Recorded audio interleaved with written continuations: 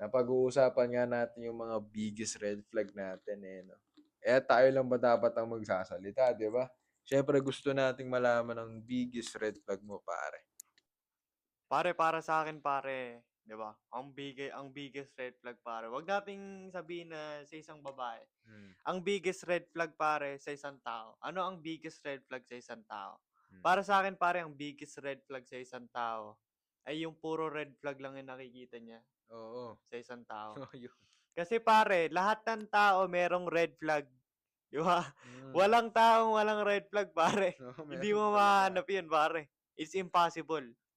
Di Yung ba? perfect na perfect eh, no? Pero what I believe is, kung lahat ng tao may red flag, lahat din Ah, ng tao may green flag. that's right. Bakit hindi na lang yun yung tingnan natin? Di ba?